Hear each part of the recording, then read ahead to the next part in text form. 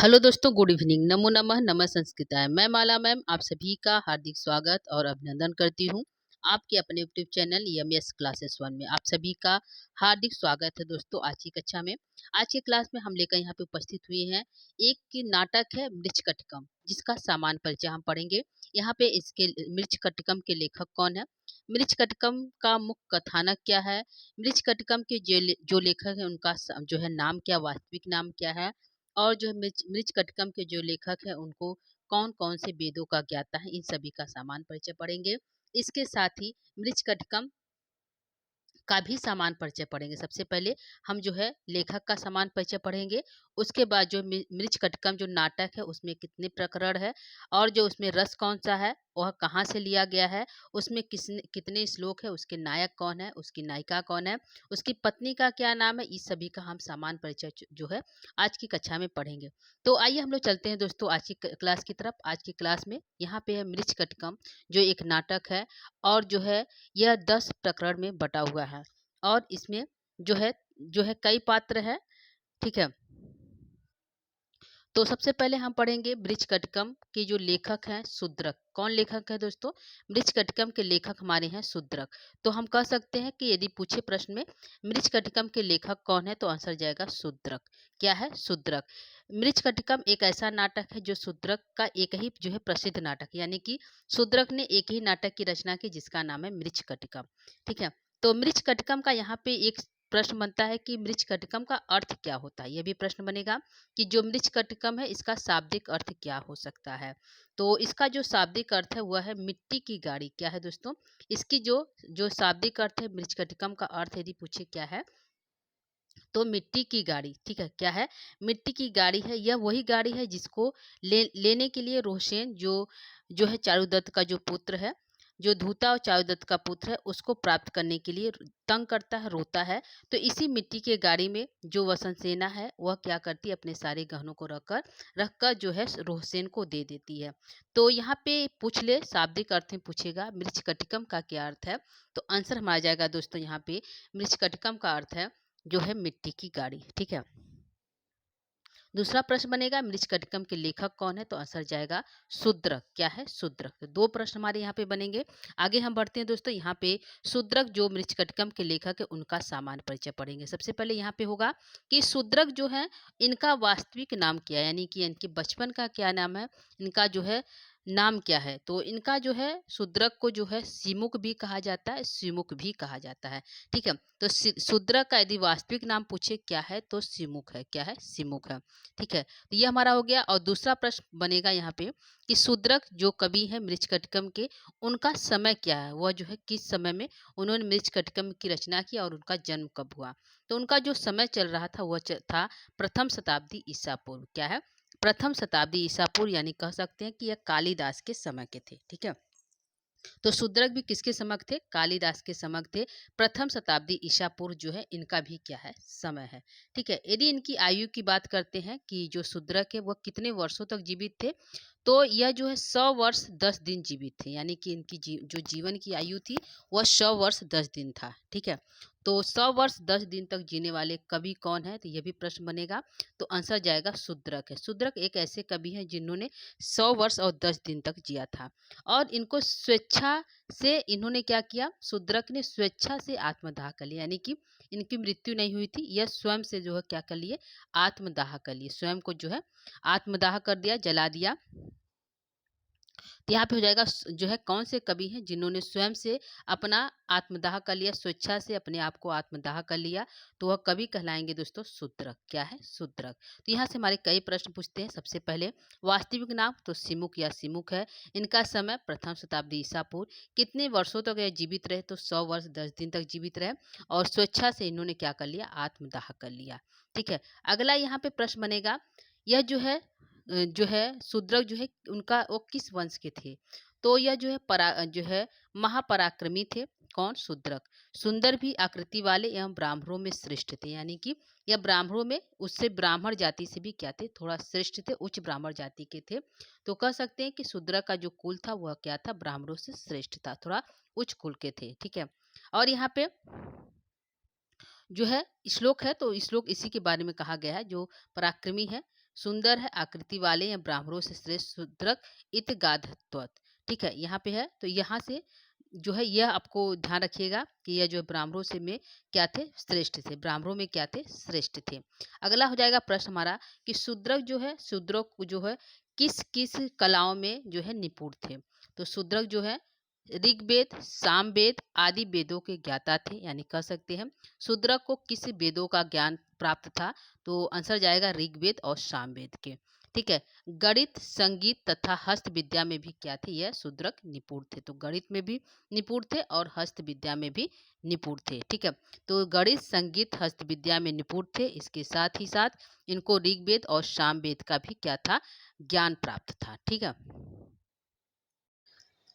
अगला हमारा प्रश्न यहाँ पे होगा कि जो शूद्रक है, जो शूद्रक लेखक है मृच्छकटिकम के, वह किस देवता के भक्त थे, किस देवी देवता के भक्त थे। तो वह शूद्रक जो थे वह शिव और पार्वती के भक्त थे। ठीक है, यानी कि सौ धर्म को मानने वाले थे। शिव और पार्वती के भक्त कौन कवि थे, तो शूद्रक थे। शूद्रक ने शिव के प्रताप से दिव्य दृष्टि पाकर पुत्र को राज सिंहासन देकर महिम शक्ति अश्वमेध यज्ञ में भी किया था। तो यहाँ पे प्रश्न यहाँ पे यह बनेगा कि किस कवि को जो है दिव्य दृष्टि प्राप्त थी। तो यहाँ पे आंसर जाएगा शूद्रक ऐसे कवि थे जिनको शिव के प्रताप से जो है दिव्य दृष्टि प्राप्त था। तो यह हमारा प्रश्न बन जाएगा कि दिव्य दृष्टि वाले कौन थे, तो शूद्रक थे। किसने अपने दिव्य दृष्टि के द्वारा अपने पुत्र को राज सिंहासन पर बैठाया। तो आंसर जाएगा शूद्रक ने बैठाया। ठीक है, एक यहाँ पे प्रश्न जो इम्पोर्टेंट हुआ यह है, कौन से ऐसे कवि हैं जिन्होंने अश्वमेध यज्ञ भी करवाया था। तो ऐसे कवि की श्रेष्ठ जो श्रेणी में जो है शूद्रक आते हैं। तो शूद्रक एक ऐसे कवि हैं जिन्होंने अश्वमेध यज्ञ भी करवाया था। ठीक है, तो हमारा जाएगा आंसर अश्वमेध यज्ञ कराने वाले कवि कौन है। तो आंसर जाएगा हमारा दोस्तों शूद्रक। तो इसको इंपॉर्टेंट रखिएगा, अश्वमेध यज्ञ, यह क्वेश्चन आपका इंपॉर्टेंट हो जाता है। अगला हमारा है कि मृच्छकटिकम शूद्रक की एकमात्र रचना है। तो मृच्छकटिकम जो है शूद्रक की क्या है, एक ही मात्र रचना है, उन्होंने दूसरे कोई भी ग्रंथ नहीं लिखा। तो मृच्छकटिकम के लेखक कौन है, यानी शूद्रक है। और मृच्छकटिकम ने कुल कितने ग्रंथ लिखे, तो एक ही ग्रंथ लिखे जिसका नाम है मृच्छकटिकम। ठीक है, शूद्रक ने। शूद्रक प्रथम नाटककार हैं जिन्होंने तत्कालीन सामाजिक व्यवस्था को ही अपनी लेखनी का आधार बनाया। तो एक ऐसे कवि हैं जिन्होंने जो है नाटककार हैं जिन्होंने तत्कालीन जो समाज में व्यवस्था थी उसको क्या क्या उसी के आधार बनाकर अपने नाटक की रचना कर दी। यदि रीति की बात करते हैं कि शूद्रक जो है किस रीति के कवि हैं, तो आंसर जाएगा शूद्रक भी क्या है, वैदर्भी रीति के कवि हैं। तो जितने कल अभी हमने कल पढ़ा कि जो है अश्वघोष जो है किस रीति के कवि हैं, तो वैदर्भी रीति के कवि हैं। कालिदास भी वैदर्भी रीति के कवि हैं। तो यहाँ पर भी जो है मृच्छकटिकम के जो लेखक शूद्रक है वह भी क्या है, वैदर्भी रीति के कवि हैं। तो यहाँ पे हमारा हो गया शूद्रक का समान परिचय। तो शूद्रक का समान परिचय यह हो गया कि शूद्रक का वास्तविक नाम क्या है, तो सिमुक या सिमुक है। उनका समय क्या है, तो ईसा पूर्व प्रथम शताब्दी ईसा पूर्व है। उन्होंने कितने ग्रंथों की रचना की, तो एक ग्रंथों की रचना की जिसका नाम है मृच्छकटिकम है। दिव्य दृष्टि किस कवि को प्राप्त है, तो शूद्रक को प्राप्त है। जो है अश्वमेध यज्ञ किस कवि ने किया, तो शूद्रक ने किया। किसने जो है स्वेच्छा से आत्मदाह कर लिया, तो शूद्रक ने आत्मदाह कर लिया। शूद्रक की आयु कितने वर्ष तक थी, तो वह कितने वर्षों तक जीवित रहे, तो 100 वर्ष 10 दिन तक वह जीवित रहे। तो इतने सारे जो है प्रश्न बनेंगे। ठीक है, किससे, जो है शूद्रक से, कवि के परिचय से। ठीक है, तो ये हमारा हो गया कवि परिचय दोस्तों, इसको आप लिख सकते हैं अपने कॉपी में। ठीक है, आगे हम बढ़ेंगे। यहाँ पे ये तो शूद्रक का परिचय हो गया। अब हम पढ़ेंगे मृच्छकटिकम जो ग्रंथ है, जो नाटक है, जिसको प्रकरण कहते हैं। तो इसके बारे में हम सामान्य परिचय पढ़ेंगे। इससे बनने वाले प्रश्नों को आज हम यहाँ पे बताएंगे कि इससे कैसे कौन कौन से प्रश्न बनेंगे। ठीक है, तो यहाँ पे पहला ही प्रश्न बनेगा मृच्छकटिकम के लेखक कौन है। तो आंसर जाएगा शूद्रक। कौन है, शूद्रक। मृच्छकटिकम की विधा क्या, या किस विधा में लिखा गया है, तो यह प्रकरण है। क्या है इसमें जो मृच्छकटिकम जो क्या है वो प्रकरण है। नाटक के अंतर्गत प्रकरण आता है। तो मृच्छकटिकम एक नाटक है, लेकिन नाटक के अंतर्गत क्या है, तो एक प्रकरण है। तो मृच्छकटिकम की विधा क्या है दोस्तों, तो आंसर आ जाएगा प्रकरण है। ठीक है, तीसरा प्रश्न बनेगा मृच्छकटिकम जो है किस में बटा हुआ है, तो अंकों में बटा हुआ है। कितने अंकों में बटा हुआ है। तो मृच्छकटिकम में कितने अंक है, ये प्रश्न बनेगा। तो 10 अंक है। इससे दो प्रश्न बनेगा, मृच्छकटिकम किस में बटा हुआ है, किस में विभक्त है, तो आंसर जाएगा अंकों में विभक्त है। अंक है, नाटक है तो अंक है दोस्तों। और मृच्छकटिकम में कुल कितने अंक है, तो आंसर हमारा यहाँ पे जाएगा 10 अंक है। ठीक है, कितने हैं, 10 अंक है। ध्यान रखिएगा, प्रश्नों को आप इसको लिखते चलिएगा। आगे है कि मृच्छकटिकम का जो रस है उसमें अंगी रस क्या है, मुख्य रूप से कौन सा रस है। तो इसमें जो है प्रेम कथा है, चारुदत्त और बसंत सेना का जो है प्रेम प्रसंग है। तो जो है यहाँ पे प्रेम है, तो इसलिए यहाँ पे रस की बात करते हैं तो यहाँ पे श्रृंगार रस है। क्या है? श्रृंगार रस की बसंत सेना और चारुदत्त की क्या है? प्रेम कथा है। तो इसलिए इसमें रस की यदि बात करते हैं तो श्रृंगार रस है। ठीक है। तो यदि पूछे कि जो है मृच्छकटिकम में कौन सा रस है, तो श्रृंगार रस है, क्योंकि इसमें चारुदत्त और बसंत सेना आपस में एक दूसरे से प्रेम करते हैं। ठीक है। आगे है, इसमें जो है और कौन कौन से रस जो है शामिल है, तो हास्य रस शामिल है, करुण रस भी है, भय रस भी है और अद्भुत रस भी है। ठीक है। यह सभी रस भी जो है इस नाटक में समाहित है। यह कहाँ से लिया गया है, जो मृच्छकटिकम जो यह इसका उपजीव्य कहाँ है, कहाँ से यह नाटक लिया गया है। तो एक एक नाटक है जिसका एक भास कवि है, उनकी एक रचना है जिसका नाम है दरिद्र चारुदत्त।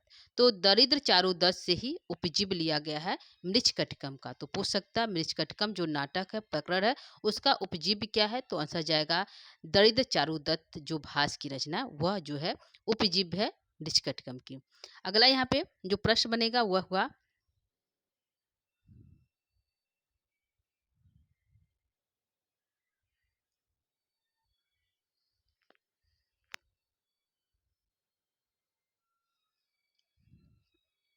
ठीक है। ये जो पॉइंट है दोस्तों, यह पॉइंट जो है इसी ऐसा पॉइंट जो है गोपालक या जो आर्यक यह जो है पाए जाते हैं पात्र के रूप में।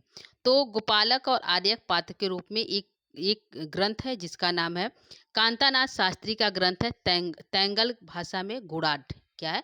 गुड़ाढ़ की बृहत कथा में भी यह क्या गोपालक आर्यक के विद्रोह की कथा जो है पाया जाता था। इसलिए भी कह सकते हैं कि गुड़ाढ़ की जो रचना बृहत कथा यह भी क्या है मृच्छकटिकम का उपजीव्य है। तो मृच्छकटिकम को यहाँ से भी लिया गया है। यह जो है डॉक्टर कांतानाथ शास्त्री के अनुसार यह कहते हैं, यह मानते हैं कि जो है गोपालक गोपाल नाम हुआ है और आर्यक जिसको बंदी बनाया जाता है इस नाटक में, यह जो है विद्रोह की कथा जो है हमारे कहाँ पाई जाती है, बृहत कथा में पाई जाती है। जिसके अनुसार यह कह सकते हैं कि मृच्छकटिकम का जो उपजीव्य है वह जो है बृहत कथा से भी लिया गया है। किसके अनुसार? तो कांतानाथ शास्त्री तैलंग के अनुसार। ठीक है। अब यहाँ पे प्रश्न होगा कि मृच्छकटिकम में कुल श्लोकों की संख्या कितनी है। तो कितने अंक है दोस्तों? तो 10 अंक है, 10 अंक है और अंकों में विभक्त है, नाटक है तो अंकों में विभक्त है। तो कह रहा है कि इस श्लोक में कितने जो है कुल 10 अंकों में कितने श्लोक है। तो यहाँ पे आंसर जाएगा मृच्छकटिकम के 10 अंकों में कुल 380 श्लोक है। कितने दोस्तों? 380 श्लोक है। ठीक है। अगला प्रश्न बनेगा मृच्छकटिकम का नायक कौन है, तो आंसर जाएगा चारुदत्त है। क्या है? नायक कौन है? तो चारुदत्त है। चारुदत्त किस कोटि का नायक है, ये भी प्रश्न बनेगा।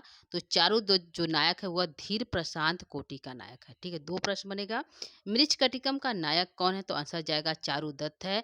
दूसरा प्रश्न बनेगा मृच्छकटिकम का जो नायक है चारुदत्त उसकी कोटि क्या है, तो उसकी कोटि क्या है, तो आंसर जाएगा धीर प्रशांत कोटि का नायक है। अगला प्रश्न बनेगा नायिका कौन है, मृच्छकटिकम नाटक की प्रकरण की नायिका कौन है, तो इसकी दो नायिका हैं। एक नायिका है धूता और दूसरी नायिका है बसंत सेना। दो नायिका है। धूता जो है बसंत जो है चारुदत्त की पत्नी है, कुलजा है। क्या है? चारुदत्त की पत्नी धूता कुलजा है जिससे विवाह हुआ था चारुदत्त का। और दूसरा जो है वेश्या जिसको गणिका कहते हैं, यह बसंत सेना है जिससे वह चारुदत्त प्रेम करता है। तो यह प्रगल्भा नायिका है। कौन? बसंत सेना। और जो है दूजा उसकी पत्नी। तो नायिका के रूप में दो हैं, एक धूता है और एक बसंत सेना है। ठीक है। यह प्रश्न बनेगा बसंत सेना कैसी नायिका है, तो आंसर जाएगा प्रगल्भा नायिका है। कैसी नायिका है दोस्तों? प्रगल्भा नायिका है। दूसरा प्रश्न बनेगा बसंत सेना कौन थी, तो बसंत सेना एक वेश्या थी। क्या थी? एक वेश्या थी।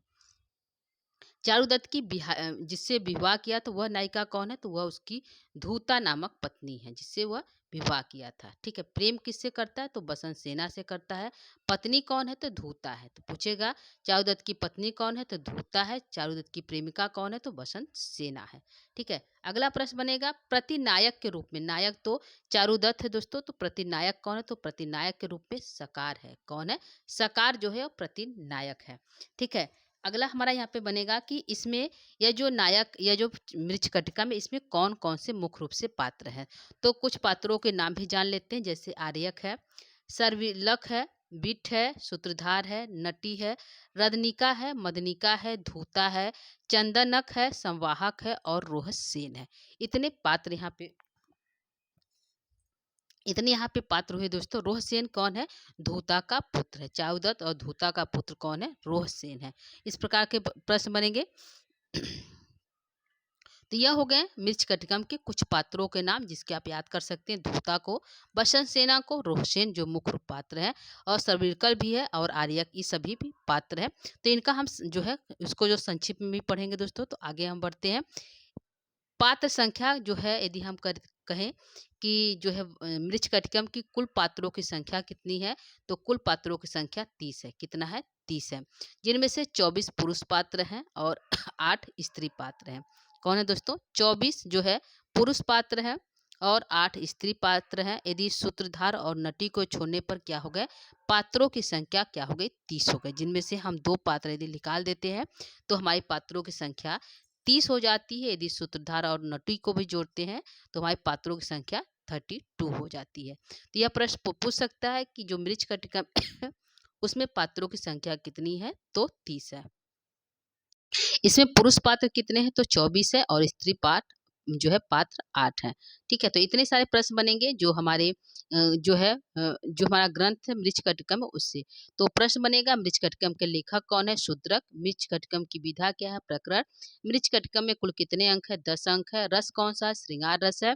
और जो है कहाँ से लिया गया है? तो भास के चाउदत्त नामक कथा से इसका उपजीव है।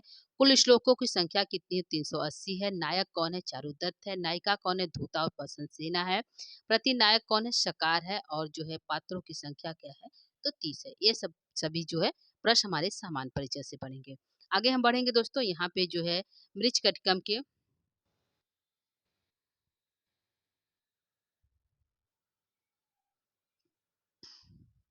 ठीक है, आगे हम मंच पर ना आने वाले कुछ भी पात्र हैं। तो मंच पे ना आने में भी जुड़वृद्ध, पालक, रेभिल, सिद्ध, इतने पात्र हैं।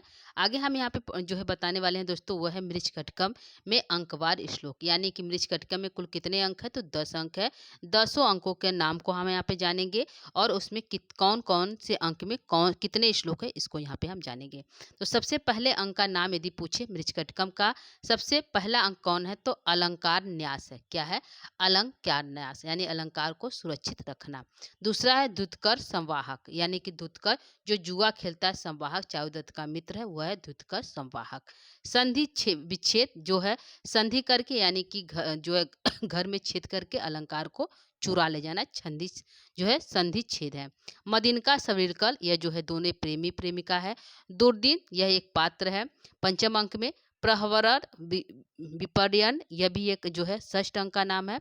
सातवें अंक का नाम है आर्य का अपहरण, आर्य का अपहरण हो जाता है। आठवें अंक का नाम है बसंत सेना मोटन, बसंत सेना और मोट ठीक है। और नौवें अंक का नाम है न्यायालय, और 10वें अंक का नाम है संहार। तो इस प्रकार कुल कितने अंक है दोस्तों? 10 अंक है। तो यहाँ पे पूछता है कि प्रथम मृच्छकटिकम के प्रथम अंक का क्या नाम है? तो अंक का नाम है अलंकार न्यास। इसमें श्लोकों की संख्या कितनी है? तो 58 है। कितना है? 58 है। अलंकार न्यास में क्या है दोस्तों? तो अलंकार न्यास में कथा है कि इसमें जो है अलंकार को छिपाया जाता है चारुदत्त के घर में। ठीक है, तो कथा को हम बाद में बताएंगे, पहले हम इसके श्लोकों को जो है अंकों के नाम को पढ़ लेते हैं। यहाँ पे दूसरे अंक का नाम है द्वितकर संवाहक, जिसमें श्लोकों की संख्या 20 है। तीसरे अंक का नाम है संधि विच्छेद, जिसमें श्लोकों की संख्या 30 है। चौथे अंक का नाम है मदनिका सवरिलकर, जिसके श्लोकों की संख्या 33 है। दूरदीन पांचवें अंक का नाम है, जिसमें श्लोकों की संख्या 52 है। प्रवर विपर्य, इसमें षष्ठ अंक का नाम है, जिसमें श्लोकों की संख्या 27 है। आर्य का अपहरण, जिसमें श्लोकों की संख्या 9 है। यह सबसे छोटा अंक है, यानी 9 श्लोकों वाला सबसे छोटा अंक कौन सा है? तो 7वां अंक है। अगला जो है बसंत मोटन, यह 47 अंक वाला है। न्यायालय व्यवहार, एक 43 इसमें श्लोक है। और संहार या उपसंहार कह सकते हैं, इसमें 61 श्लोक है, यानी कि सबसे बड़ा जो है अंक है। तो सबसे छोटा अंक जो है मृच्छकटिकम के में सबसे छोटा अंक कौन सा है? तो सप्तम अंक है, जिसमें 9 श्लोक है। और सबसे बड़ा अंक कौन सा है? तो 10वां अंक है, जिसमें श्लोकों की संख्या 61 है। यदि पूछे कुल श्लोकों की संख्या कितनी है तो 380। कितना है दोस्तों? 380 है। तो यह रहे जो है मृच्छकटिकम। सबसे पहले कवि का परिचय से प्रश्नोत्तरी हुआ, फिर जो है ग्रंथ परिचय से प्रश्नोत्तरी हुआ, और यहाँ पे जो है अंक, जो हमारे अंक है 10 अंक, उसके बारे में यहाँ पे बताया गया। ठीक है, तो यह हमारा हो गया अंक परिचय। अब यहाँ पे हम जो है मृच्छकटिकम का एक तथ्यात्मक अध्ययन पढ़ेंगे, यानी कि मृच्छकटिकम को कह सकते हैं कि एक जो है एक शार्ट मतलब 1 लाइन प्रश्नोत्तरी के रूप में यहाँ पे जो है क्लास स्टार्ट होने वाली है। तो यहाँ पे हम पढ़ेंगे 1 लाइन क्लास, यानी कि प्रश्नोत्तरी की तरह, यानी कि यहाँ पे